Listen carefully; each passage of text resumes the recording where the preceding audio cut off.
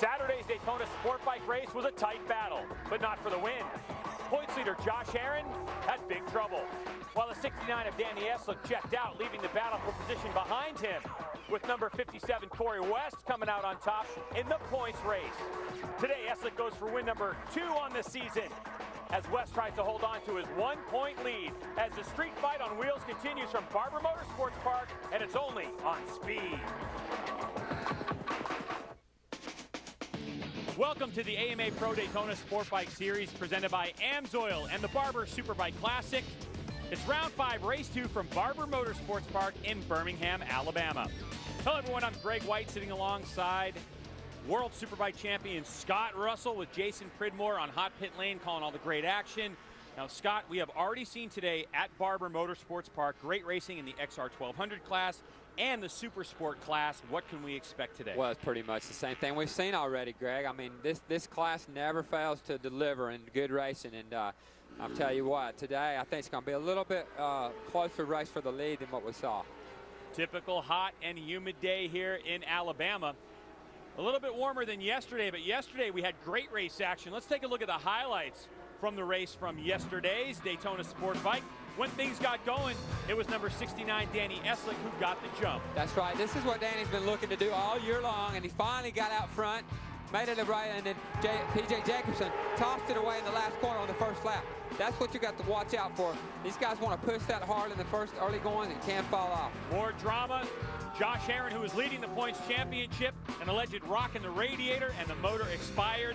His day was done. But the battle for second was crazy. I tell you what, this was one of the best racing we've seen all year long. Like I said, here you go. You got DeSalvo, you got Westby in there, you got Aquino riding like he hadn't been riding and knows how to ride, and it's awesome to see. So a lot of action in this class, and it's going to be the same thing today. Tommy Aquino and Jason DeSalvo going after it, but Dane Westby was aggressive all day long, making his big moves at the end. It was Danny Eslick just lapping PJ, who restarted the race after crashing to take the win. An all-Oklahoma podium as Eslick, Westby, and West. All Suzuki's, all Oklahoma folks. Crazy, great ride from Tommy Aquino and Jason DeSalvo back there in 5th place. Now here's the points. This is key. Corey West took over the points championship by 1 point. Josh Herron dropped down, 9 back. Jason DeSalvo only 10 covering the top 4. That is absolutely crazy. That's what Daytona Sportbike is all about. Now let's head down to Jason Pridmore, who has our progressive pre-race report. Thanks, Greg. I'm down here with Corey West, and I guess the big question we got to ask, now you're in the points lead, when are you going to win one of these things? We're waiting. Oh man, I'm waiting too. I'm just going to wait till the time is right. You know, I want to win really bad, but at the same time, I'm not going to chance anything and risk throwing the championship away. So just being smart out there and going to let the race come to me. We've seen Corey all year, and we always talk about what a demon he is on the brakes. Now we're going to head up to the front row here and see how Josh Herron's doing. Yesterday, Josh had big problems in the 600 race that we watched. Looked like they may have had a motor go. We're going to ask him about that right now. Keeps on drawing a bit of a disadvantage for himself. Josh, wanted to just have a quick chat. Making this championship awfully hard on yourself, but look, you've come back from bigger deficits. How you feeling about today? Today will be good. You know, put yesterday behind us. You know, the whole Monster Energy Graves Yamaha crew worked hard at putting a new motor in last night, and I think today will be good. We just got to, you know, go 1 lap at a time, be patient, and I know it'll pay off in the end if we work hard, and hope the Dunlop tires are really good at the end like always, and hope to see you guys at the podium. We'll head on down to 2nd place, P.J. Jacobson, who on the very first lap of the race yesterday got a little muscled by Danny Eslick in last turn here. Remember seeing him slide off. We had a little talk this morning about how the track changed from yesterday morning to the afternoon for the race. A little bit of the same thing today, you think? Yeah, it's probably a little bit hotter today, but you know, yesterday I made a mistake on my first lap, so I'm not going to be as aggressive on the first lap as I was yesterday. So hopefully we put in a solid result. It's funny when you talk to a lot of the younger guys, it's all about gaining experience. And PJ didn't spend any time in Super Sport. He came straight to Sport Bike. Now the man of the hour yesterday, Danny Eslick. Danny, right back in the points chase. You won your first race yesterday. Can you do the double today? That's what we're looking for. But first, I just want to say Happy Father's Day and look forward to the race. It was an awesome one yesterday. It's a little bit hotter today, so I think the conditions might be a little bit slicker, and a few of the key guys weren't in there at the end. So look forward to a big battle like Daytona Sportbike is proven to be, and hopefully be there at the end and in the front. There's 4 contenders, guys, and we know we got more than that, so we'll see how this race plays out. No question. It's going to be an exciting race. And some of these riders in Daytona Sportbike, like Danny Eslick, who's the 09 champion, has a lot of experience. And Jason talked to P.J. Jacobson about his crash yesterday. We saw it in the highlight package, but we want to take a look at it again. So here he is leading, but he leaves the door open. He does leave the door open, and then he gets pushed offline just a little bit. I don't think that's an issue. I think the issue was him just having a little bit of a lean angle and early days on the tires. We've seen a lot of that this weekend, and so these guys are going to have to adjust for that and make sure they're there at the end of the race. You can't win it on the first lap. Not that he was trying, it just happened that way, and he learned the hard way. The biggest adjustment that team is going to make is actually tire pressure. They're going to go down 2 pounds to give him, PJ, a little bit more feeling in that front tire, and he needs to learn racecraft. I talked to his team at nauseum today about it, and that's the condition. Look, here are the weather conditions. 6 degrees warmer than yesterday, 35% humidity. Winds are relatively calm, and it's pretty clear, so not that much of a chance of rain like we had yesterday, but that temperature is scorching. Temperature sky high. The humidity's down about 20% from what it was yesterday, Greg, and then it ended up raining on us. So when you walk outside, there's a little bit of a breeze, and that's taking the edge off of the heat. But nevertheless, when these guys zip up those leathers and fire those bikes up, man, it is hot. It is a hot day in Birmingham, Alabama, and I guarantee when race action gets started, it's going to be just as hot on the racetrack. Fernando Amantini looking for a great result today. We'll see what he's got after. Speed's coverage of the AMA Pro Daytona Sportbike Championship is brought to you by Progressive Insurance, #1 in motorcycle insurance. At Barber Motorsports Park, motorcycles are out on their warm-up lap. Scott Russell, this is a moment when riders get to check out really at a quicker pace what the surface is going to do to their tires, right? Well, this is just part of the game, man. You take this lap and you're just trying to get your head screwed on straight and get your mind frame, set right, and then get this thing started well. And you got to be there at the end, and you can look at the track. The track's clean, and not seeing anything new out there right now. Well, let's go down to Jason Pridmore, who's got a tire update from Dunlop. I just got handed a sheet, guys, just to kind of let everybody out there know what these guys are running. There's only one guy in the first 2 rows that's on a medium tire. Everybody else is running the hard Dunlop tire. That one guy is Cameron Beaubier. So yesterday he had an accident. Maybe he felt like something didn't feel quite right with that hard. Maybe he went to a medium. We'd have to really talk to him after the race to find out if that was indeed the case yesterday. But it's kind of interesting when you look at this thing. There's 8 riders and only one guy on a medium front. That could be a factor for Cameron. He was ripping this morning in practice. A big crowd here at Barber Motorsports Park on Father's Day. Happy Father's Day to everyone out there. And we're getting ready for some great race action. Just a quick note, Corey West is leading this points championship from Danny Eslick, Herron, and Jason DeSalvo. West is the only rider in the top 4 in points who hasn't given a race away, meaning he has finished every single race that he's been in. Eslick, of course, scoring 0 points at Daytona, and some of the riders scoring 0 points in other races. But it's all about this race right now. Sunday's race, race number 2 from Birmingham, Daytona Sportbike, and we're getting ready for action. And the riders are off. A bit of a delayed start from Jason DeSalvo, but it looks like P.J. Jacobson with a good launch. Nice start for sure, Greg. Everybody's through turn 1 clean so far. Tip it up into turn 2 right here. This is where they got to keep it together. Don't try to do too much on the first lap right here. P.J. Jacobson, the number 9 motorcycle, that green and yellow Ducati Celtic Racing leads the way. And look at Tommy Aquino on the 6. He's on the outside, and Eslick into 2nd place. So Aquino, at least for the moment, in 3rd place, getting very aggressive is the Yes Graves Yamaha rider. That's how you got to run this class. You can't fool around, We talked about getting aggressive in the beginning, but you got to keep it in check a little bit too now. So you can really overdo it. Herron makes his move around. Aquino on the outside right there took that spot back. Talking to PJ's crew, PJ came from 125 background where he dominated. In the 250s, he dominated. So PJ is really learning racecraft. What do you do when there's racers that are your same speed? And he really wants to, as his crew tells me, lead every corner of every lap until the end of the race. But sometimes you just have to, let the race come to you. But right now, PJ's being as aggressive as he likes because he's leading the train. Jason Pridmore with more on PJ. I talked to PJ a little bit earlier on. He said he did not want to lead. He said, I do not want to lead the first lap or two of this race. And he just lost it from Danny Eslick, as Eslick now made the same aggressive move as he did yesterday, but this time PJ doesn't go down, and he keeps it on 2 wheels. Now Jacobsen in the draft breaks a low hard into turn 2. DeSalvo also trying to make some moves. So now Danny Eslick, yesterday's race winner, is starting to set sail. PJ Jacobsen in second place has got to make the move, because Josh Herrin, Tommy Aquino, they don't want to let Danny Eslick get away. No, they don't. Danny's trying to do exactly what he did. He tried a carbon copy move on from yesterday's race, hoping he could push him into another mistake. Herrin down the inside right there takes second spot. But this is the deal. Eslick knows if he gets clear track, he knows what he can do. So he's done exactly what he needs to do. Now, can these guys get around and make the stick on PJ? Not yet.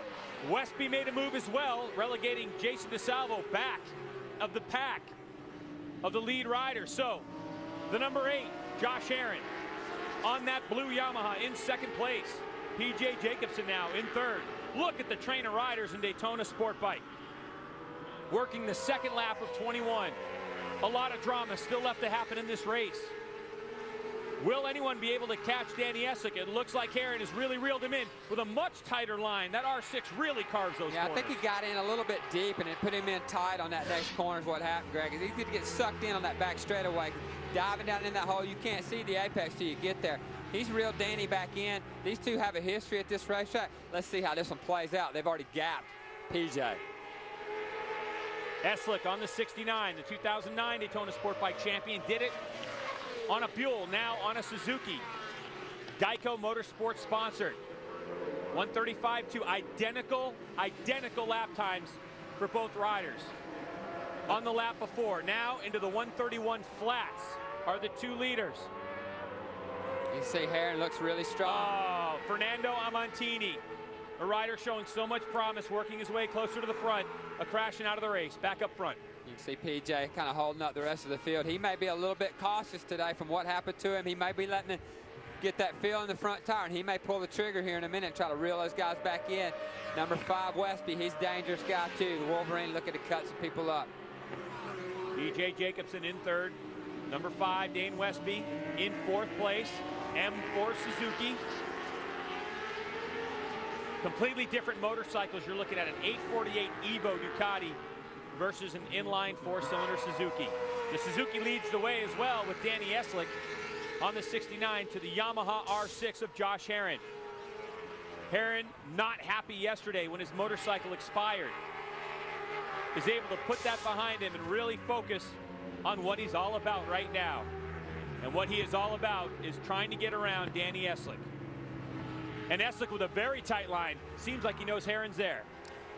Yeah, I mean, he definitely knows he's there right now, and Herrin's doing all he can do to get around Danny right now. He don't want to fool around and follow him. He's going to make a move right here as they go into one. Eslick not going to have it. Herrin's going to try to force his way through, but these two, they've come together here quite often, and they don't want to do that today. They want to get out of here with as many points as they can. So Josh Herrin knows how it can be, so he's got to be cautious when he sticks it up there on number 69. Danny Eslick is leading the way around Barber Motorsports Park from Josh Herrin. But the battles are going to continue after the commercial break, so stay with us here on Speed. Great race action coming. This Friday, Orange County, California is home to the greatest car collector event in the world, Barrett-Jackson. You can only see it on Speed. The finest, rarest, and most desirable cars on the planet are all in one place, all up for grabs. Watch the auction live on Speed Friday at 5 p.m. East, only on Speed. Back to race action, Barber Motorsports Park, Birmingham, Alabama. Daytona Sportbike racing going on, and Dane Westby was able to make his move around PJ Jacobsen. I think he's the danger man in this race right here, Greg. He is real hungry for a win on that M4 Suzuki. Done a great race yesterday, nipping Tommy Aquino there. And anyhow, he wants to get up here and have a party with these two up front. Last lap, Danny Eslick was the fastest on the racetrack, the fastest lap of the race at a 31 flat. As they cross start finish line, Herrin again takes a peek up the inside. Gonna think twice about that move. Falls back in line. But here comes Dane Westby. I tell you, the Suzuki seem to like this racetrack. They've got a nice history of race wins here.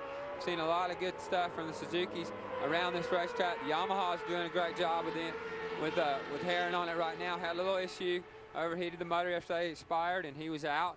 But that makes this a little more interesting. P.J. Jacobson coming under attack, extremely loose, heading down into Charlotte's Web. The motorcycle protesting as that rear wheel is trying to find the ground and continue with traction. Dane Westby on the last lap pulled his fastest lap of the race, about 2 to 3 tenths quicker than the two riders in front of him. The whole top 10, everybody in the top 10 is running 1:31 lap time, so pretty equal in time. You see all 10 of them right here too. So great race. PJ's bike protesting as he changes direction right there, so he's going to lose a little bit of a drive. He may get past as they go down into the hole down here. The riders locked in this battle. P.J. Jacobson, number 9. There's Corey West, Wild Wild West, number 57. And there's the 116 of Cameron Beaubier. Jason Pridmore talked about it. Cameron is the only rider using that medium front tire right now. As Cameron now looks like he's going to make a move on the inside. But back up front, look how tight it is now between 1, 2, and 3. I told you that Westby's the danger man. He reeled these guys in, no problem right now. He's been fast all weekend. Definitely was unhappy with his qualifying position, but coming from the 3rd row, that's saying a lot for this M4 Suzuki and the way he's riding it. Chuck and all the guys down there really put a nice bike together for him, and he wants to give those guys a race win today. And there goes Westby. As Heron leaves the door open, Westby takes the position, but side by side they go over the hill. Heron, I'm sure, surprised by Westby's aggression. Danny Eslick down into turn number 4, and Heron is able to hold on to it. Wow. I don't know about surprise. These guys, this race and this class is continuously like this. It's hacking people up left and right, stuffing it up the inside, and I mean, you got to be ready for anything when you line up on the grid in one of these, man. Dane Westby now lowers the fastest lap of the race to a 1:30.7 when he caught these riders. Scott, tire's an issue. If you're Westby, do you use some racecraft and say, okay, I'm here, let me calm down and take a shot at him later, or are you just going to continually throw something at him? I don't think there's any conserving in this race right here. I think it's all out every lap, to be honest with you, Greg. You can't afford to mess around and just laying back in this. You got to work your way to the front, push as hard as you can every lap. Dunlop's makes a great tire. The tire will last. They're going to be slipping around. They're already slipping around early days. It's just hot and it's tough. It's hot and tough up front. Danny Eslick setting the pace. Some more wide lines from Josh Heron. Yeah, you can see that corner decreases right at the end of it. So you're on the edge of the tire for a long, long time. And at the end, it really tightens up on you. So easy to get in there just a little bit too hot and make you run a little bit wide. Thank God you got a left-hander coming up after that. You can salvage that. We were looking. There he is, number 6, Tommy Aquino, and the 116 of Cameron Beaubier. So Cameron now, we mentioned it yesterday, has switched from his own private effort, now racing for Jake Holden, racing with that dark black bodywork on the 116. So Cameron now, after a disappointing day yesterday, wanting to make a move on Aquino, and he does. Oh, as West goes wide, and Aquino back underneath Cameron Beaubier as Beaubier searches for traction to get his R6 out of the corner, and successful run at it right now. There we go. Aquino's going to have a look down, not the museum, not this time, but what you've seen happen is PJ's kind of held everybody up, and now everybody's kind of working their way around him, and I guarantee you in a minute there's going to be a big old long line for racing for first place. These guys probably will run the lead group down now that they've got clear racetrack. Cameron Beaubier, Red Bull sponsored. You can see his helmet. Now with Jake Holden Racing, one of the bright young stars in AMA Pro Racing. He's had experience overseas, is enjoying racing back here in the United States. Great race action from Daytona Sportbike. It continues in a moment on the other side of the break. At the Glen, Ricky Taylor. It is refreshing. Saturday, the Rolex Sports Car Series is revving up for a fight on a new battlefield for the first time in a decade. Grand Am returns to Elkhart Lake, Wisconsin, and this legendary track promises road racing at its best. Don't miss the Rolex Sports Car Series Saturday live, noon East, 9 p.m. Pacific, only on Speed. And on Speed, Dane Westby looked like he was going to make a move, the number 5 motorcycle on that M4 black and white Suzuki on Josh Heron, the number 8, thinks better of it. And you see Bobby, he's closed that gap. Like I said, they will reel these guys back in. Problem with Aquino and West have, they keep racing back and forth with each other. They need to clean that up, fall in line, and march their way to the front. And you can see it slowly happening, Greg. I think there's going to be a 5, 6, 7 bike link freight train here before it's over with. Cameron Beaubier flying the flag for Jake Holden Racing. Jake Holden not here this weekend. Well, not here racing, actually, this weekend. He had left-hand surgery after an Infineon crash and then a left-hand spiral fracture on his thumb. Sunday's race at Road America. He'll be back from Mid-Ohio. So Beaubier on that R6 now caught this lead group. Jake Holden racing, and Beaubier is not going to be satisfied to hang around in fourth. Look how tight this group is. What you see there is Beaubier's got that medium front tire and allowing him to push a little harder in the early days, and it's always easier to catch. And there's P.J. Jacobson back. He's on the deck again, race 2. A disappointment for the Celtic Racing Ducati rider, P.J. Jacobson. He'll be back. He'll come back swinging hard as ever at Mid-Ohio. He's going to get him a race win before it's over with. I guarantee you. Kid's got a lot of talent, got a great crew behind him, and just, hey, Ray, they run at the pace they run. Easy to flick it down here today. Danny Eslick, number 69, black and yellow Suzuki. Now look at Westby, number 5, makes the move on Herron to take over second spot. He's going to take a shot. This is exactly what Weston, Aquino, Turner, Knapp, all these guys want to see happening. They want to see 4 wide fanning out every time they get to a break zone. That's going to mean these guys start racing with each other, backing their pace down, allowing these guys to creep their way back up onto the tail end of this lead group. Oh, and Westby loses the front, and he is down. A huge mistake. He might be able to pick this thing back up, get some points in if he gets with it. Hurry up here. The thing's still running. If he got a handlebar left, he ought to be able to jump back on this thing and get back in it. Dane Westby losing the front. In motorcycle racing, if you're new watching for the first time, we call that a low side. So Westby, another look. Yeah, this is a problem corner for him. Last year, while leading the race, if you remember, in the rain, flicked it away, high-sided himself. This year, got off a lot easier, low-sided, unfortunately for the M4 Suzuki team, because he was really looking to win one. As you see, doing nothing really different, just tipped it in, maybe had a little bit of brake pressure as he trail brake it all the way down to the apex. And Herron sat up a little bit, missed him, and then Westby's fine. Just a bummer for him and the team. So Westby taking his motorcycle, reverse course, but we're back up front. And it looked like Beaubier, after the crash, had gotten around Herron, but Herron holds on to second place. And now you can see the guys behind him almost in the same camera shot. So keep your eye on this. If these guys fan out down here for turn 4, see if they're going to have an outbreak and do a Beaubier down on the inside. Puts that move on Herron, makes that look pretty easy. Runs a little bit in the back of Danny Eslick while doing it. We got a Yamaha drag race now down the front, down that infield straight. Cameron Beaubier, the 116. Into second place temporarily. Herron takes that right back. You can see the difference in a Graves Yamaha and a private Yamaha right there on that straightaway speed. Herron had it a little bit easier, had it his way. Beaubier was going to have to work a little harder, maybe put the move on him in another area of racetrack where there's not a straightaway after he makes the move. Geico Power Sports Suzuki GSXR 600 leading the way. The rider on that is Danny Eslick. Look at Tommy Aquino. Tommy Aquino coming under attack. Oh! West right there. West! Out. The 57 Vezra Suzuki sponsored rider down, the points leader by 1 point. I'll tell you what, I don't remember seeing a race weekend where many guys losing the front like they have been. So there's definitely something to this heat, the combination of whatever pressure they've chosen, tire choice. And, you know, you see right here as they come up over the hill right here, you'll see West already on the ground. And it's just a lot of lean angle, Greg. That corner before that, you carry more lean angle in that one corner than any other race of the corner on the track. So therefore, he just rode right off the edge of the tire, it looked like. And back involved in that group is Chris Turner, who qualified 11th in this race. So Chris Turner, the 38 in 5th place. Right now, you're looking at the lead. The battle for first, second, and third between Danny Eslick, Josh Herron, and Cameron Beaubier. You saw Herron try to hold that position right there. You saw Beaubier take that move on him in that last turn 4, the lap before. Herron wasn't going to have it again. But the good thing now for Tommy Aquino, West is out of his way. He's got clear racetrack, got a clear view of the 3 in front of him. Now can he put his head down and reel these guys back in?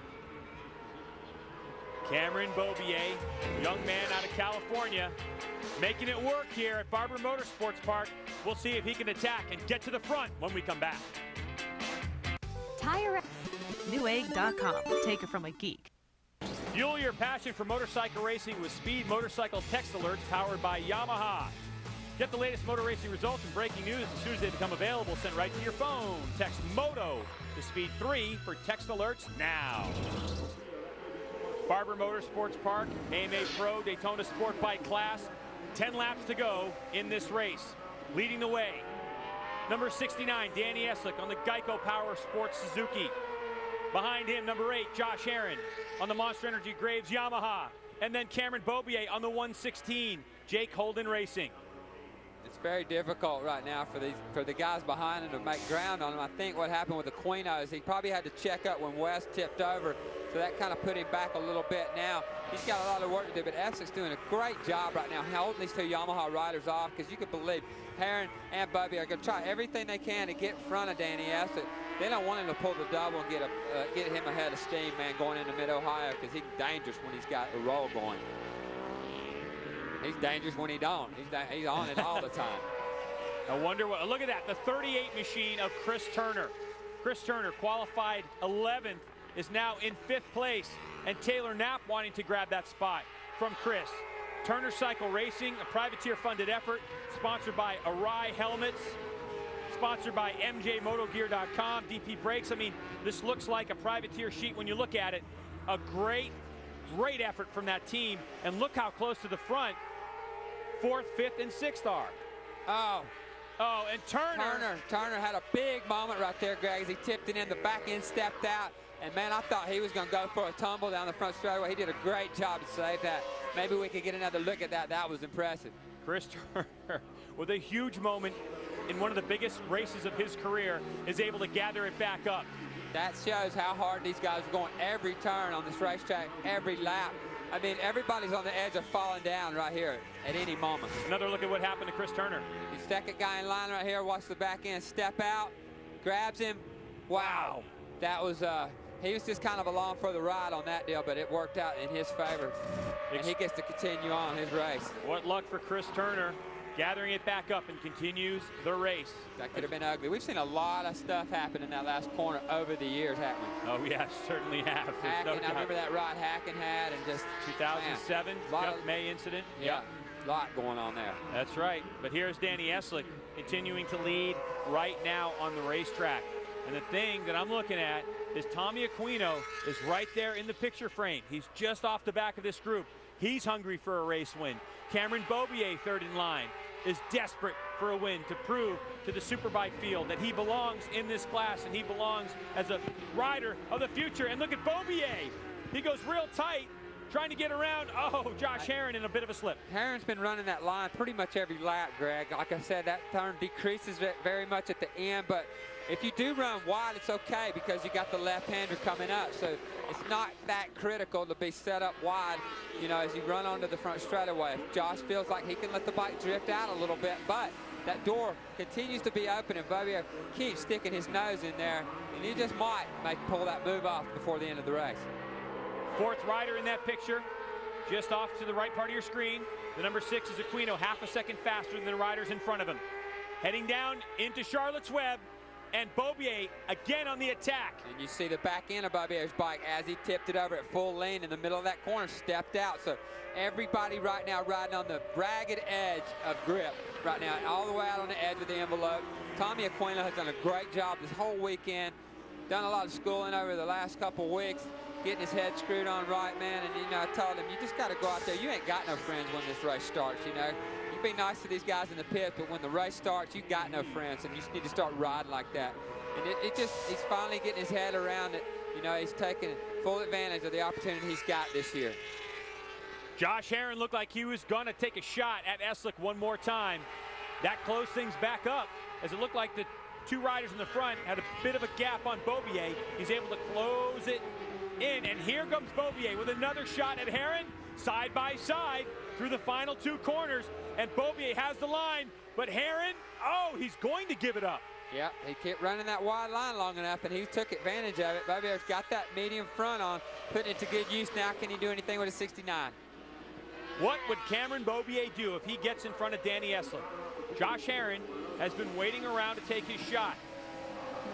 Hasn't done it, and gives way to Cameron Beaubier, the 116, on that black and red Jake Holden Racing Yamaha. Now Josh Herron all the way to the edge of the racetrack.